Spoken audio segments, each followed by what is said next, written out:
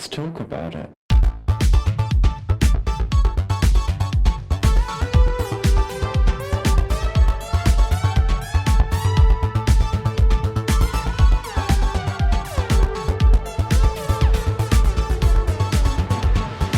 Hello and welcome back to Thicc Radio, the award-winning podcast where we talk about gaining, feedism, and everything in their orbit. I'm James. And I'm Tim, so let's get into it. Today we're welcoming back to the show a good friend of ours. We've got April again. Hello, hello. So nice to be back. Oh, how are you, my love? I'm so good. I'm busy, but I'm super happy to be here talking to two very cool people.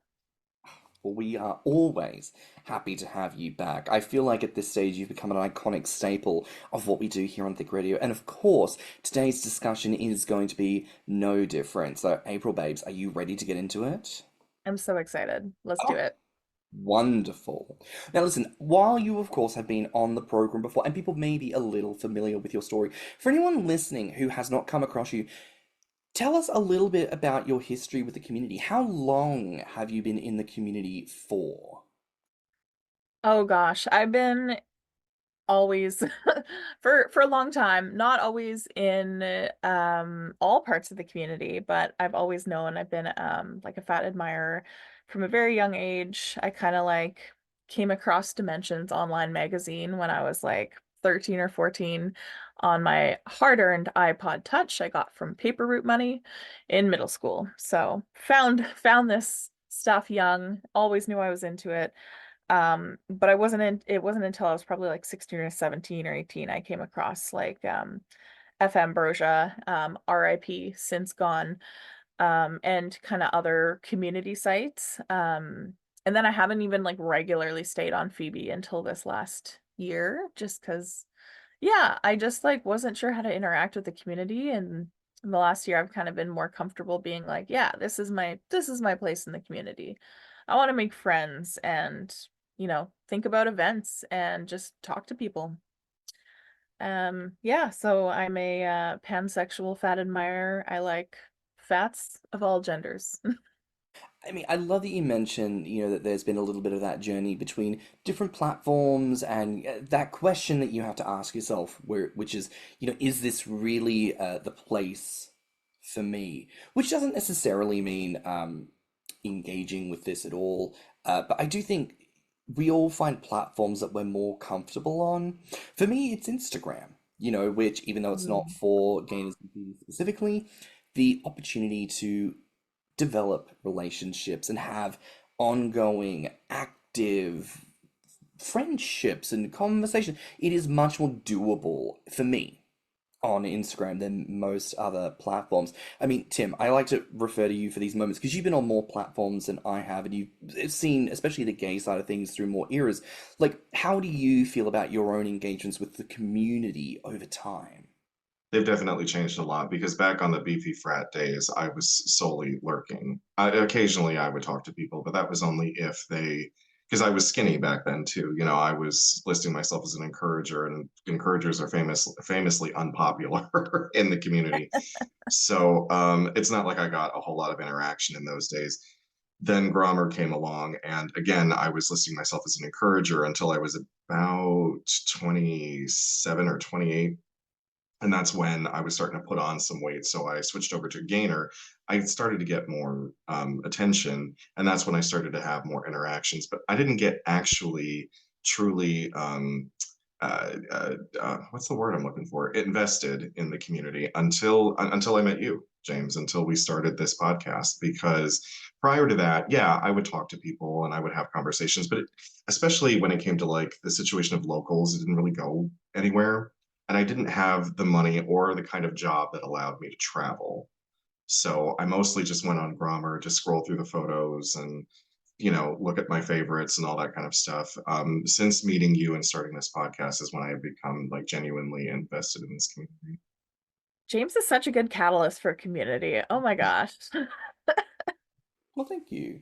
I mean, I just like talking to each, and funnily enough, we were talking just before about like the difference, I think, between like how I might approach gay relationships, because it's happened in the past where people look at Tim and I and they either presume, oh, you have sex, or you're going to have sex. Like this presumption of just like, well, they're two gay men, they must eventually do the thing.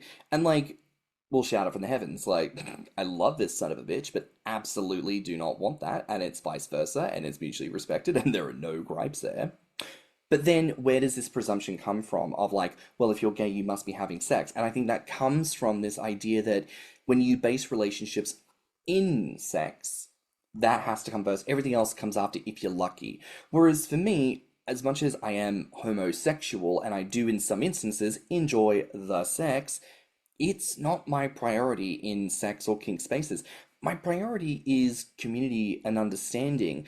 But when it comes to that label of identity for yourself, for Tim, it's Gainer, April, for you, it's that female fat admirer.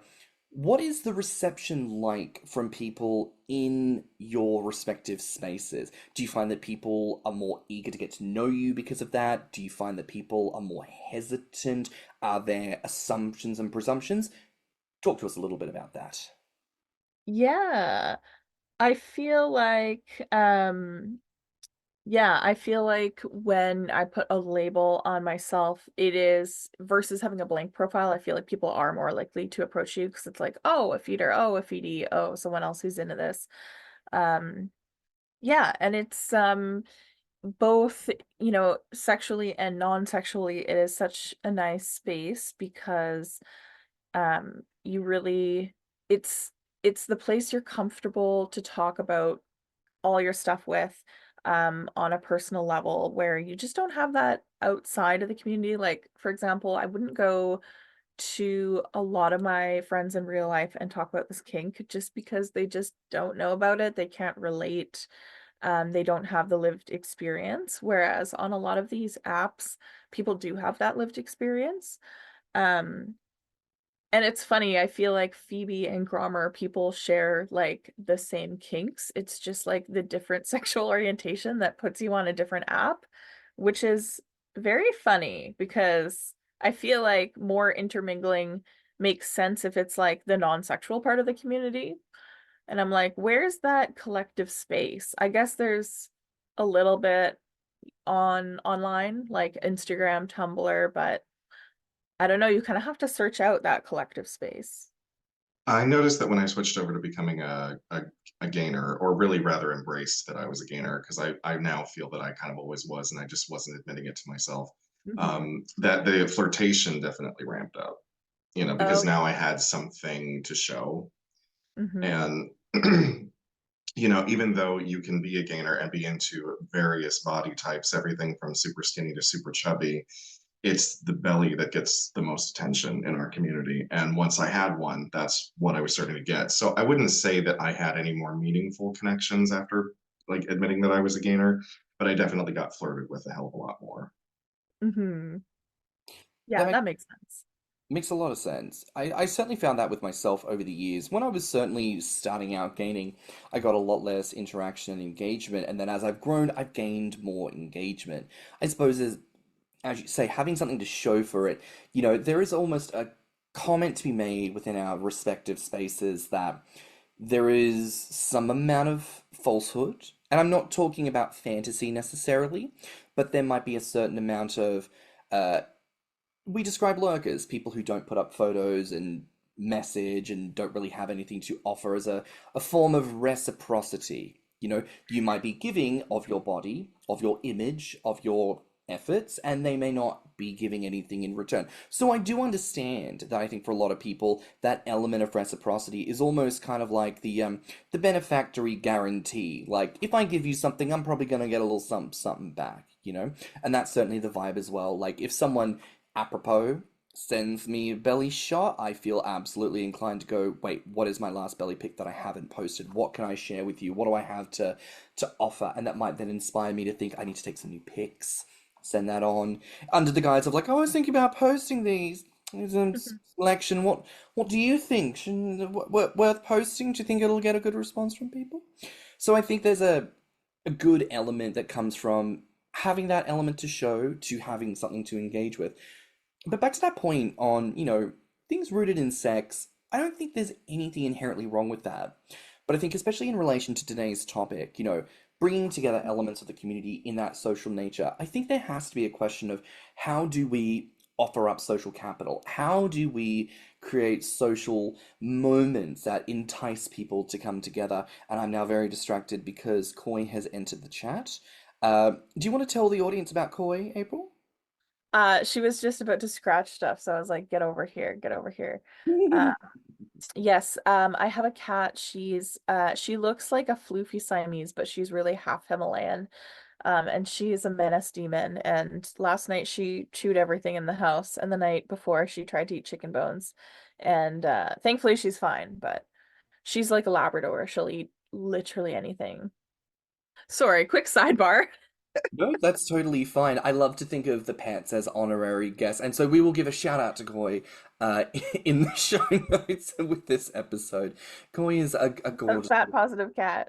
Yes. I feel like all cats must be fat positive, no matter how like sleek they look.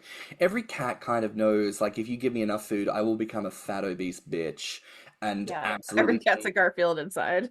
Yeah, and they will change none of that attitude. They will look at you with that fat butthole in your face and go, "You love me, bitch. Now give me Yeah, enough food yeah. to feed an army." And you're like, "That's my precious baby. What can I do?" Cats are truly at peace. Cats are wonderful. If you have a delightfully chunky pet, feel free to send us images at thethiccradio@gmail.com. We would love to gush with you of your delightfully fat pet. Um, but back on that topic of, those social interactions, how we begin to build that capital, I want to ask for you both, when Mhm. you look at the community at large, whether it's the feedist side, the gainer side, no matter what, when you consider, that social capital, how people build more of those sustained relationships, what are some elements that you notice? I feel like yeah, gaining that community is a lot easier when you can either meet in person or like through Zoom and like meet someone's face rather than just like over text. And being able to be like authentically open about yourself, I think it's more effective to build community in this kink once you've reached, I don't want to say self-actualization, but like a full peace with yourself within this kink, because then you're like fully open to talk about it. Whereas if you're still living in shame, about wanting to gain 200 pounds, then like you're not going to be able to engage well with the community, if that makes sense. Like working on that inner fat phobia, I think, has been really important in me engaging with community, I think. Yeah, and just like engaging with people online in as person as we can get, which is basically Zoom. I think intent and approach also matters a lot to me. If you're, I can figure out pretty quickly that your intent is just to get off, right? Mhm. There's a very specific way of that people message when their intent is just to get off, which I guess it depends on what mood I'm in. I might indulge it, I might not. Like It's there were it's like some the nights when I was like, working night shift, and it would be like 3 o'clock in the morning with nothing to do. Okay, I'll indulge you because I've got nothing better to do. But I've noticed that the relationships that tend to be sustaining are if you can talk about something other than the fetish itself. Can you just tell me what's gone on with your day? Can you tell me what kind of, month you've been having or how your summer's been? Something like that. Something that doesn't have to do with, oh, you look so huge. Like, how much have you eaten today? Like, all that stuff that we're so used to seeing on the Grommr feed. Like, if it's different from that, I'm probably going to be more interested in that. We've said this before. Oh, you're turned on by fat? Florals for spring, groundbreaking. I'm absolutely shocked that you here on this fat fetish website are sexualized by fat. That's truly, truly shocking to me. Um, so I don't know. And I suppose when you think about your reason for messaging someone, you open with the idea of sex or some form of gratification in that realm. You do sort of wonder to yourself, like, why are you asking me that? Like, why me? Or what made you think that I was available to do this or willing to do this? Is it because of my particular aesthetic? Is it a gendered thing? Is it some other kind of trope that can be actualized? In which case, is that really what this is about? I don't know. To my mind, sometimes makes it a bit challenging to want to invest in a person, because in that instance it feels very transactional. You want something particular from me and you're just expecting that I'll give it and likely ask for something in return. But I don't want that.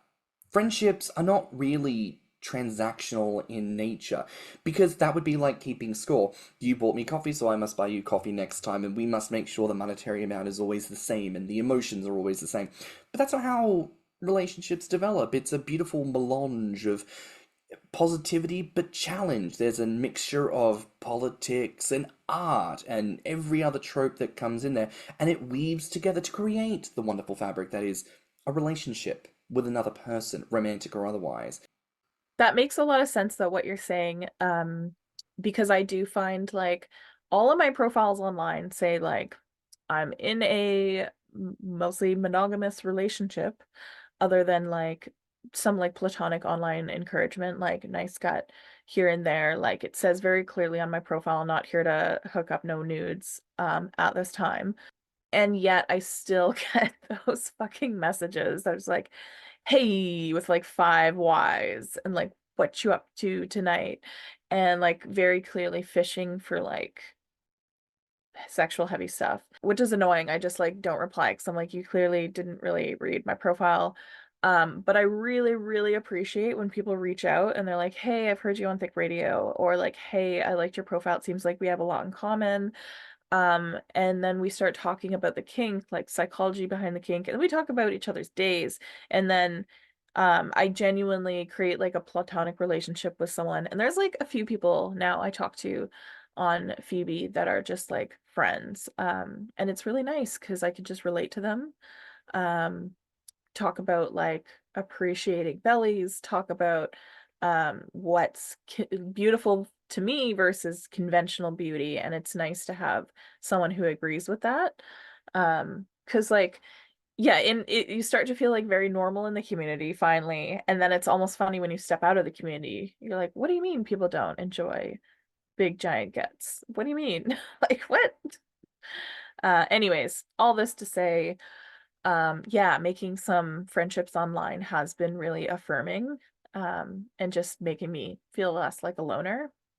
And I like that you specify that element of being in that mostly monogamous relationship immediately puts what I think would be a deterrent for a lot of people. That sense of, oh, well, I'm not going to talk to her because of this element, but then why would that preclude you from talking to someone if you're really looking to develop community? It comes back Hmm. to a point that we often see being repeated. I wish there were more people in my town who I could hang out with who were into this. Baby, there could be plenty of people that you could hang out with, but if Yeah, you remove yeah. the fucker factor, like, you've got to ask yourself, what are you really looking for? And if we continue to put out this element of, I'm looking for friends, but the caveat is sex, then potentially, but it's not potentially because it's obvious, but we're just going to, but potentially you're adding to the noise of what makes it really difficult for people to potentially build proper relationships in the community, why people end up feeling that there's ulterior motives baked into the fabric of things, if that's how we end up acting. I Hmm. had an example of someone who was not reading a profile, who then, when they found out that I was in a relationship, was all like, "What do you mean you're in a relationship?" And I'm like, it's clearly stated. It's been all these different places, and I'm like, and I assume that you reach, because this was somebody who wanted to try and meet up regularly for like mutual gaining sessions and whatnot. And when they found out that I was in a relationship, I was like, they just went kind of silent for a little while. And I was like, is this a problem? And they're like, yes, I'm trying to get married. And I'm like, what? Seriously? It's just Trying to so find your husband. yeah. And I'm like, but this is how you're going about it? Like, this kind of sounds like you're trying to trap somebody. Like, I Mm. just thought it was so, and it fizzled out into nothing after that. But it was just like, just read the friggin' thing, just pay attention. And and the conversation that, like, when they reached out to me, it didn't even start along the lines of any kind of flirtation. It was mostly like, hey, I see you're local, I'm also local, I've been trying to do this, I can see that you're a little bit further along than I am at the moment. And it started off as almost like a setting up like a kind of mutual gainer friendship, but then very quickly devolved into, oh, clearly this guy was just trying to, he's being a man trap. On the topic of like more platonic feedism relations and community, it would be so fun to just go on a double date or just out for a group with gainer people, even if you're not having sex with all of them, because it's like just the like comfort of knowing like you're not going to be judged for ordering a shit ton of food. This is a food positive, fat positive experience. That would be nice. Like, because even now I have that experience where like we go out for friends that aren't into this, and I'm like, are they judging us for how much food we're ordering?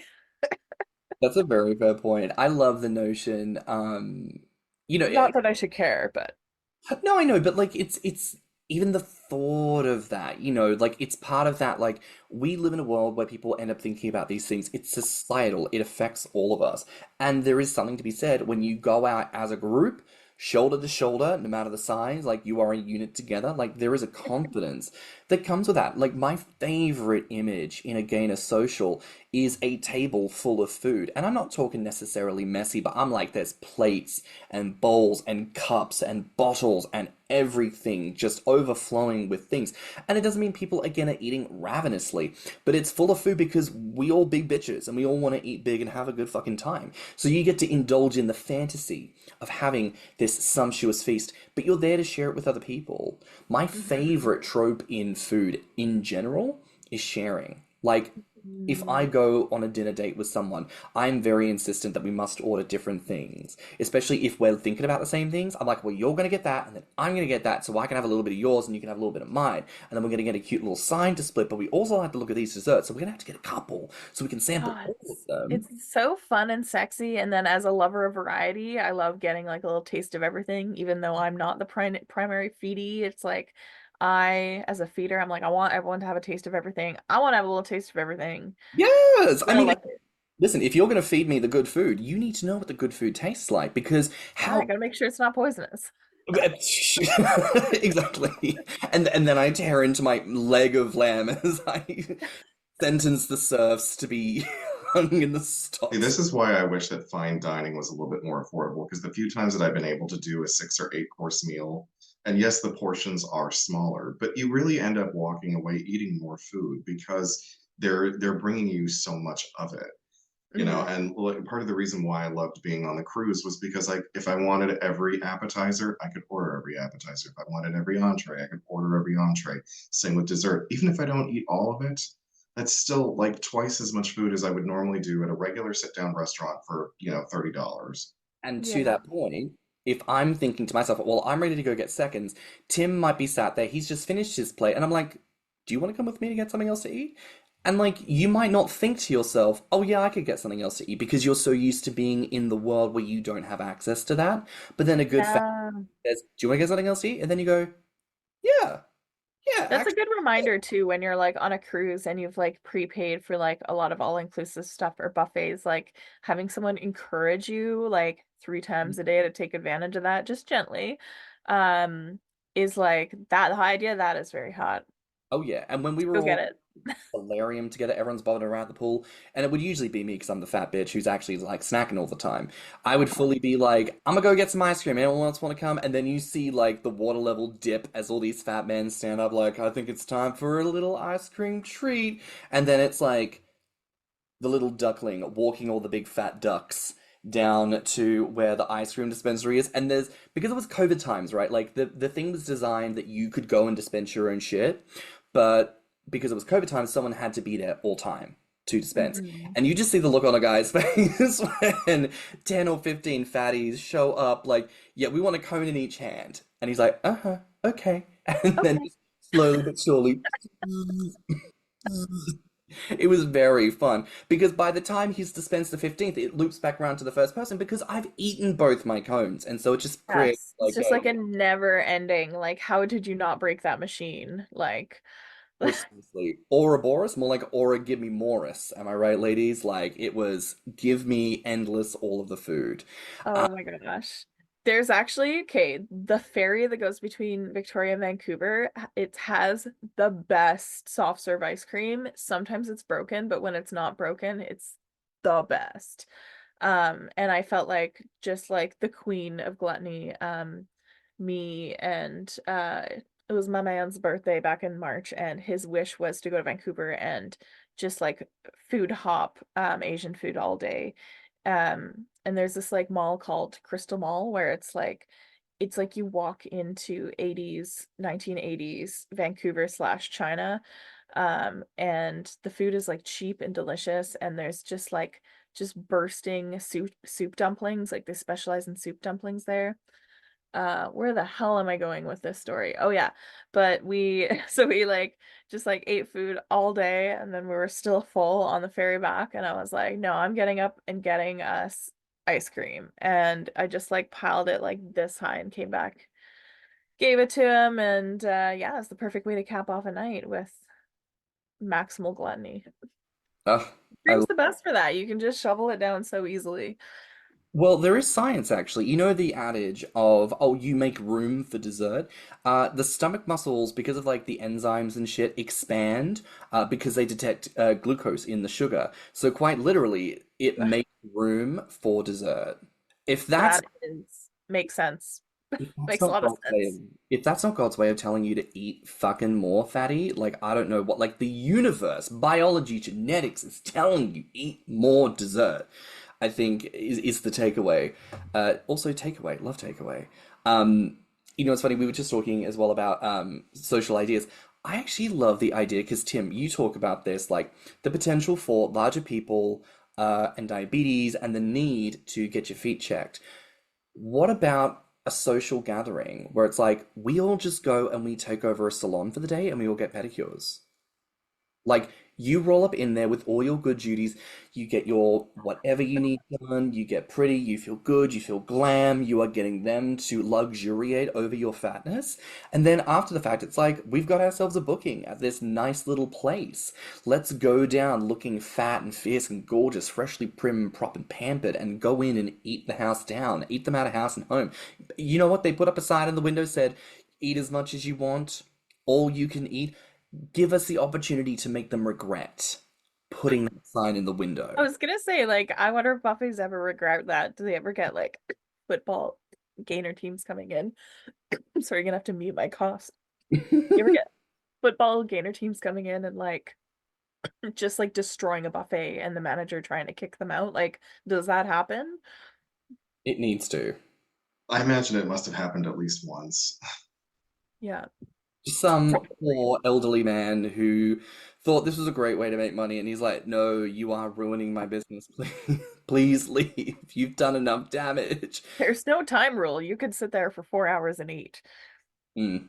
Though I would like to see more buffets with nicer food. I've encountered far too many, and I get it. Like it's part of I think the thing with buffets is that it's not as good, but Because they can make more of it for it works out that they probably are making less money if the people are eating huge portions. mm, Can we not get a Feabie group on the Grommr cruise and combine our freaking communities? Can I say the F word on this podcast? I yeah, don't know. yes, you We can. need to Say combine our fucking communities. It's about time. I feel like, do you know what? This conversation must come up every time we have women on the pod because this ends up becoming the inevitable chit chat of, oh, we're in different communities. Oh, like, what are you guys doing? What do you do? And it's like, well, we went on this cruise 2 years ago. And then the general response from people is like, there was a cruise? Why do we not Yeah, know about this? This doesn't get advertised. there's nothing on Feabie about it. I've scrolled, I've looked for like posts about it. There's like no posts about like any cruise or any relation to Grommr. Grommr is not mentioned on Feabie, which is weird because it's owned by the same Grokio apps.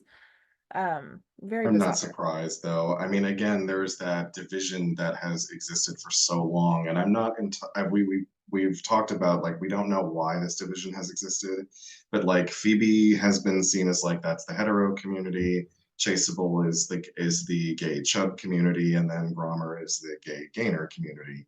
But then, And like, there's what about no these poor lesbians? Where do they go? gosh, you got me. I guess Phoebe. I'm not But no, sure. but that must be the case because I think it's just presumed. Because, of course, a bunch of gay It men. is, I should say it's hetero and then lesbians, because that's the only place. It's more like women. It's more like women centered, I suppose. Hmm. Yeah, I think we where covered women this go. when we first had you on. Like, it certainly seems that like the best way to describe the difference is that Feabie is female centric or femme centric, whereas Grommr Yeah. is more male mask centric. And I think that also makes sense for like the kind of sexualized tropes within those communities. Like a lot of what gainers will find arousing links itself very firmly to that very Tom of Finland, leather, BDSM, muscles and fur and moustache. Warren Davis. Warren Davis, absolutely. Like it's very that. Whereas I feel like the Phoebe side of things is almost very that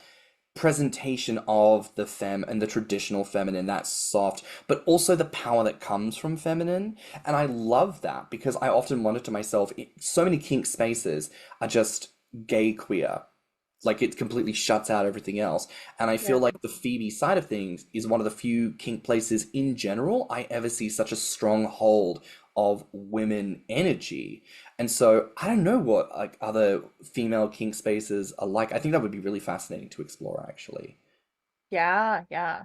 I had an interesting experience. I joined like a generic non-fetism kink space only because like the guy I was taking rope classes from um mostly advertises his classes on FetLife. So he's like, just get a FetLife profile. So I made a FetLife profile. I was like honestly I was kind of disappointed because there's barely any fetism stuff on there. There's like a little bit, but like it's really like the tags for fetism are few. Um, and then it's again, the people there were even worse than any other fetism app in terms of like just messaging me and being like, "Hey, baby, see you live 20 kilometers from me. Have fun tonight. I'm a dom." And it's like this person that like has a six pack and like clearly hasn't read my profile, and I'm like so not interested. I'm sorry. Um, but it was interesting for me to realize, like, man, it's even worse on here. Like, I actually feel quite comfortable and safe on Feabie. Like, I don't get that many messages of people that just completely don't read my profile.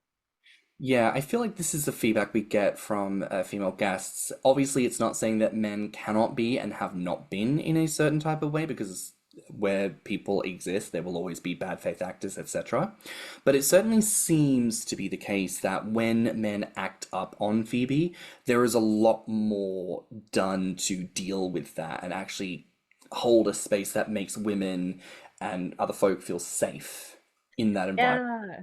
which I've is also seen like women call out problematic comments. Like there was this young guy, he was like new to Phoebe, like I think his age profile said he was like probably like 21 or something, and he said something about having shame about liking fat women, um or like he was weird for it, and then a bunch of people actually commented and being like, don't say that in this space, like you worship fat women, like do not feel ashamed about liking fat women, like do your work before coming and posting that in this space. And I thought that was interesting because I'm like, I'm not sure if that would happen in another arena.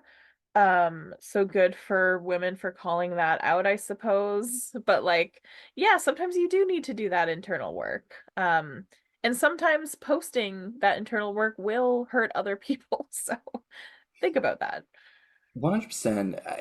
I think we often get tripped up by this in the gainer community because there's that thought of, well, people act in a certain way because they don't know any better. And how are they going to know any better? Because they're not going to learn it anywhere else but here.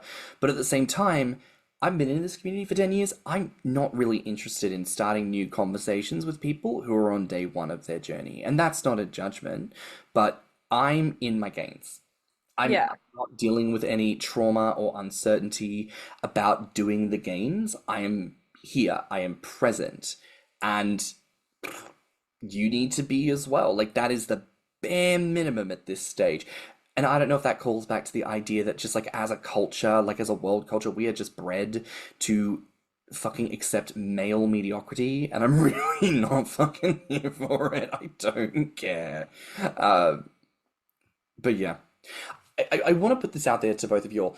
Because our communities are so firmly segregated, do you find that outside of this podcast that you have opportunities to engage with, you know, April, in your instance, it would be with gay gaynors and people in the Grommr side of things, and in Tim it would be for women and straight feedies and such in Feabie. Is there a lot of opportunity for either of you to engage with the other camp? I would say for me at least, not on like Feabie and not so much on FantasyFeeder, but like on Instagram and Tumblr where the spaces kind of blend. Um I will get Tumblr will be like, this is for you, and it'll be like a bunch of bears, and I'm like, thanks, Tumblr. Suggested pages. Um and I did feel like weirder in the beginning about it because I was like, I feel like I'm traversing into someone else's territory. Like, is this okay? But I have found over the years, like, I'll like, you know, like gainer bears posts and genuinely they appreciate it. Like yeah, usually they're like, hell yeah. They just appreciate the love and the appreciation. So yeah, most of my interactions with the gainer community have been here. Hello. And then yeah, like Instagram, Tumblr, definitely not Feabie or FantasyFeeder. I really haven't gotten much interaction on Phoebe. I am on there, but like the few times that people have reached out, they were men that claimed to be straight and yet really wanted naughty pictures of me. So I had to like wonder about that. Yeah. Uh, and then over on Grommr, occasionally I'll get to interact with someone who is either trans or non-binary, but there haven't been a ton of instances of that either.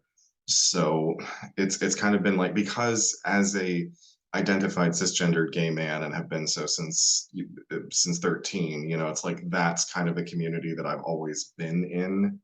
And yeah, there have been members of various communities who have floated in and out, but like the core assemblage of people that I have always known have just been other cisgender gay men. So I think that it's not like it's a natural inclination. It's more just like a learned response is to hang out with people who are like me. And with that kind of segregation, like you were saying, it lends itself to not encouraging. And I suppose to that point, like whether or not you feel like this podcast has been an influencer for either of you, do you feel like there is a specific desire to get to know people in the other communities? I would say some people would say no. I would say I would be, as a philosophical person, I think it helps to like understand the human experience. And I think it's cool to interact with people that share your human experience. I think it's helpful to like gain an understanding in this world. And with so few people in this kink, I mean, relative to other kinks, it's not that few, but um with so few, I feel like why not connect with everyone you can for like that platonic community side of things. I don't know if that was like if I was on topic there. No, no, I feel like that answers the question, right? Like, I think maybe the question more specifically was like, do you specifically want to connect with gay gaynors? But I think also that point of there are so few of us, why would you not want to build community with whoever you could? I think that makes Right? a lot of sense. Like I have a great time talking to you guys, so that's our like the question's already answered there. Like, Right. yeah. I did personally, yeah, I would love to have friends that are in the gainer community or fetus community that are women, that are trans, that are non-binary, that and I'm always open to it. The problem is that, like I said, finding locals, no matter where you live, seems to be an issue. No matter where you are on the planet, it's like locals just don't seem all that interested. And I don't know if it's because they think, well, you live here, I live here, you're always going to be there. I can just call on you whenever. Like it's not a priority right now, but it would be nice if more people would try.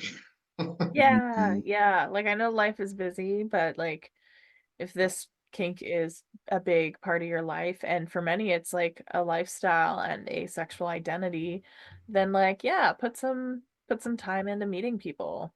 Hmm. Even if it's like, even if you're super busy at work for a while, maybe just like next time you have vacation time or a weekend, just reach out. I wonder to myself if there is a need for our communities to come together. Like, I think that there is. Because I think to myself, what are we ultimately missing out on as a majority? And I think it is community, it is connection. And especially from the queer perspective of things, if you go with that rough percentage of, 1 in 5 through to 1 in 10 is LGBT. If we're all on Grommr thinking to ourselves, oh, there's no one else in my entire city, no one else around, statistically, there could be anywhere between 5 and 10 more people in your town who you never even knew existed that could end up being a community for you. And on the, Feabie straight side of things, for women who don't always feel the safest around men, building community with queer men could be an opportunity to begin to build some bridges there and create something that I think is quite sustainable if we just put a little bit more chutzpah into it. Mm-hmm. Something that I have noticed over the years, and I can only speak obviously for my own experience where I lived and the people that I hung out with when I was younger, but I did notice this. I'm not noticing it so much in your age group, James, or people that are younger than you, but people that are my age and people that are older than me in the queer space. I can speak from experience that a lot of them seem to have a hang up about separating gay and straight. Just it has to be divided. Like we have to have gay bars, we have to have gay bathhouses, we have to have gay this, we have to have gay that. And I know that that's born out of the fact that many of them were brought up in a time when it was really dangerous to be out and open, and unfortunately, they didn't mentor the younger generation to be more open-minded Mm-hmm. towards all I almost said the opposite side, which sounds so archaic, but that's kind of how they made it seem. And even my late husband was heterophobic to a degree. He Mm-hmm. did not like going to gay, or he didn't like going to straight bars. He didn't like going to straight venues. He wanted to go to gay bars. He wanted to go to gay venues. He wanted to go to gay circuit parties and all this other crap. And I'm sure that part of that was just because he was an extremely vain person who wanted to be admired and all that shit.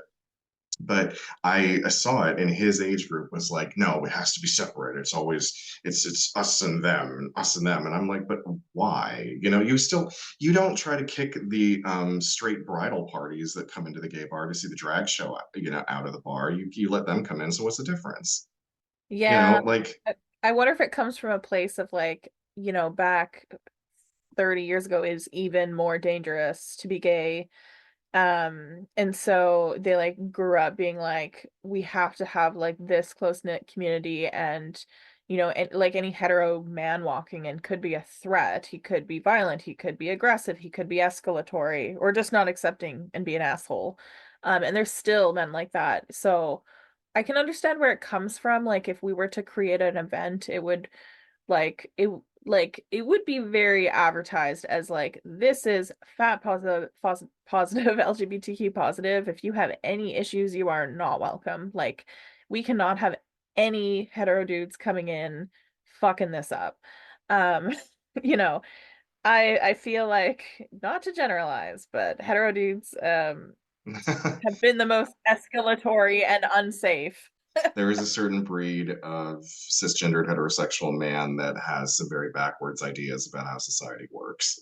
Exactly. And like those are the people that sometimes threaten safety. And so, yeah, but I feel like if we ever advertise our event as that, then hopefully those are the people that would come and, be vetted. It's almost like it reminds me recently, I saw this thing advertised on the island called Fat Pool Party. And it was like pool party for fat people, fat positive, fat accepting. And it said in asterisks, fat people only, people of normal size, this is not for you. And my initial reaction was like, oh, I can't go. But then after thinking about it, I was like, you know what? That is a rule to keep people like, I guess, like safe, since people are used to not feeling safe. Hmm. And so that is truly like their event, and that's their choice, and that's fine. But I can see where that culture comes from is like, yeah, certain marginalized groups who have been mistreated in the past just don't want to deal with the any risk of shitty outside person. 100. If we began to throw events, right? Like this is the fantasy. We've got the we've got the unlimited resources, unlimited manpower, everything you can do. Snap the fingers, make it happen, done. I would love to see mixed events, but also events maybe just for women. Because there most likely are going to be, regardless of all precautions, all bits and pieces put in place, aspects to the female feedie experience or just the female feedist experience that just can't be understood or shared with the male aligned, no matter how willing or open to receive. So there probably should still be spaces. We've talked a little bit about this before, like the emergence of terms like gainer and encourager come from the mid 80s. And I think that was a real time of like queer intentional segregation, saying we're not trying to be lost in the source of what the cis hets are trying to do, we're trying to be our own radical queer thing. And there is something very beautiful about being radically queer and radically incongruent with the hegemony of life. And I'm personally a big fan of that, love existing outside of it. But also, a little bit together can also be good. I don't think it needs to be anything major. But I think certainly opportunities to give everyone a chance to say hello, I think would be quite wonderful. We've talked a little bit about the idea of social events that don't even involve food, like the petties. Do things like going and getting food. Social elements like pool parties. What a wonderful instance. Do I need it to be only men at pool parties? Absolutely not. If a bunch of fat babes want to like swim around in the water with me, how fantastic. We're all gonna giggle the exact same way when a big person sits down on the pool floaty and it sinks underneath them. Be it man or woman, we're all gonna have a chuckle to ourselves because it's a safe space. We know what this is. We laugh in the face of it. But we all get to live and celebrate as well. I love the idea of a queer event where everyone gets to be there. You've got the typical big beer-bellied bubba who's like manning the grill and insisting that everybody gets hot dogs on buns and everyone gets a slice of caramelized onion in there as well. I want gorgeous babes volunteering to sunscreen everybody because it's a cute little excuse to get your fingers and all the fat. But also we care about skin cancer and making sure that people don't get it. One of my favorite activities, lotioning up Dakota in the summer. Gorgeous. Even simple things like, you know what, if there is an ever so slight incline, baby, roll down the tarp, soak and sud that bitch up, and let the biggins fly. What a fun and fabulous way to celebrate bigness and size and being out and enjoying the summer sun. And even the idea of like a winter event where you get to maybe hire a lodge or a nice, warm and cozy space where everyone gets to wear even more layers and feel their bigness envelop with all of the extra clothing, sitting down by the fire, and there's nothing but a delicious smorgasbord of food. Everyone gets to chill on the sofa filled with plush cushions and absolute hot chocolate with, I keep thinking Mandarin for some reason. No? What? Bailey's. Don't know where I was getting Mandarin from. Ignore that. Bailey's hot chocolate with whipped cream, with chocolate shavings, with icing sugar, with a Cadbury flake, with a toasted marshmallow. Oh, such a lush picture you have painted. Do you know what I mean? Wow. We could fucking have this, and the only thing that stops us is no one else is organizing it. So this is a goddamn call out to every motherfucker listening. If you have the balls or the spine or whatever the fuck part of the body you want to put your courage into, if you have that and you want to put on an event, please reach out to us at thiccradio@gmail.com. We would love to help you organize it. We'd love to help you promote it. Tim, you want to do a camp at some stage? Yeah, I'm still looking into that. Probably, well, I wanted to do it this summer, but then a bunch of drama happened to me and it got shot to shit. So, looking forward to maybe doing it in 2025. I want to put this out there to the both of you. Because obviously, Tim, you're on the podcast with me nonstop. April, you've had the chance to come back now a couple of times. And as you'd expressed, there's been that element of, because of that engagement, you've had the opportunity to start to get to know people across the aisle. And Tim, same for yourself. I want to ask you both, what do you think has been the biggest shift in your personal gainer feedist experience since that engagement? Definitely feeling like, yeah, less alone and more like, there's a lot more of us out here that I can relate to. Yeah, feeling more comfortable engaging in community and looking forward to engaging in community. This might sound a bit naive, and I have said this before, but since getting to know women and other individuals that are in the gainer and feedist sphere, that I was like, I didn't know that women were into this. It's because so funny to again, me. well, because again, like the kind of community and culture that I've been around since, being an adult and being able to go out on my own and forge my way in the world, I have been around mostly gay men, gay cisgendered men. So I kind of thought, and it doesn't take you long in the gay community to find out that most of us are kinky bastards, and like everyone's into something different. I feel like, Um, gosh, most of the world is like not vanilla. It's just like no one wants to talk about it. Yeah, and that was the thing is like I didn't see straight people talking about their kinks. I only saw gay people talking about their kinks. So I Mhm. just assumed that straight people didn't have kinks because I was like, well, I never hear y'all talking about it. Y'all are never talking about what Yeah. turns you on or what gets your rocks off. But like my community talks about it nonstop. So It's almost because it's like you already have to come out in one way. It's easier to like come out in all the other ways. so as naive as it is, I was genuinely surprised to find out that women are into this. I feel like the biggest thing I've learned from all of these conversations, all of this engagement, is that there is a disparity between what we have access to on the queer side versus what you'll get to have. And there's an irony in that because I feel like despite the fact that there are more events, more opportunities for meetups on the queer side of things, I feel like there are more of us that are lonely on the queer side of things versus the Feabie side, where even if you, like you say, April, you might live in a place that doesn't necessarily have too many people, it certainly looks like more people than not are meeting up and making content and having the opportunity to explore relationships. We've had the blessing of having had other women on the show who've expressed about, you know, when they were teenagers, accidentally finding that there were boys that they went to high school with who turns out they were into feedism as well. And it's like, Yeah. must be fucking nice. I find it like so fascinating how like some people stumble upon it online and get into the online community like me, and then like some people just like, and I already knew like I was into it solo, but I just find it funny how some people stumble upon it with a person in like high school, and I'm like, what's the chances of that? That's just good for them. 100. But it makes me realize that there is so much that can be given on both sides. There is so much community that can be built.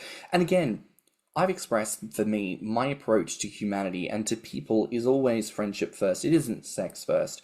And April, thank you for the kind words before about the building of community that I seem to inspire in people. But I often think, like, is this really the quintessential difference? Like, we are so often too focused perhaps on what can you give me? What can I get out of my experience with you in this limited sexual context, rather than thinking, what could we actually build together?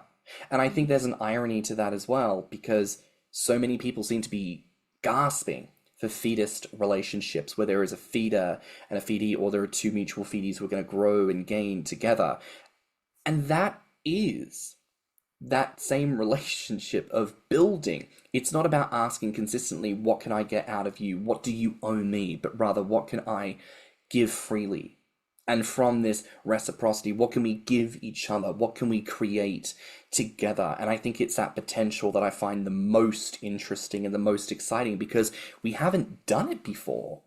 So, Mhm. what could we achieve? And I think what we could achieve is something pretty fucking special.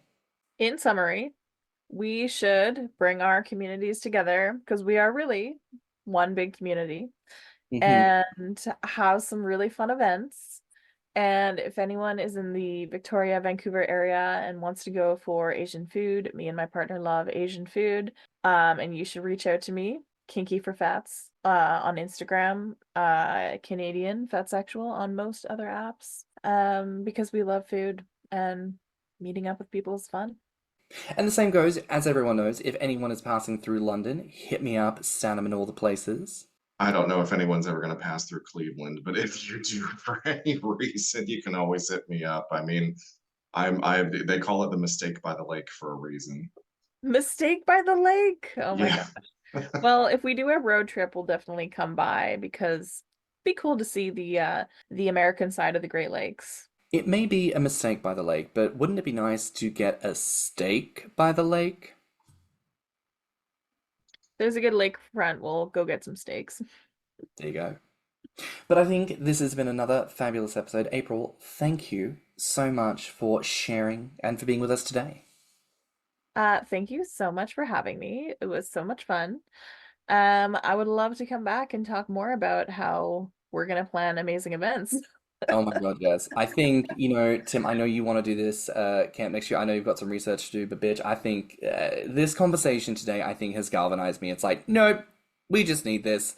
No more hypothesizing. No, rubber must hit road. People must do things, and I want it, and I want it so badly. And if no one else is going to do it, then damn it, we must. So in that instance, if anyone is interested in putting on some kind of gainer event and doesn't want to have the Grommr admins lurking over their shoulder, feel free to reach out to Tim, who's putting on something, and we're going to collaborate on that element, and you can join in too. And because we've already talked about social medias, we won't do the usual closing out of asking for those things. But that's a wrap then, I guess. For another week here on Thicc Radio, please remember to like and subscribe, rate us 5 stars, and leave us a good review. If you liked this episode, the podcast, or just in general, please share it with your friends and encourage them to tune in. You can find me on Instagram and BlueSky at stannnum. And you can find me on Instagram, Twitter, YouTube, and TikTok at ThickyMouse. You can also look us up on Instagram, YouTube, and TikTok at Thicc Radio, or at our website at podpage.com/Thicc Radio. If you want to submit a voice note or become a financial supporter of the show, you can find the links in the show notes, and you can always write to us at thiccradio@gmail.com. So until next time, bye, Fats. Bye, Fats. Bye, Fats. Let's talk about it.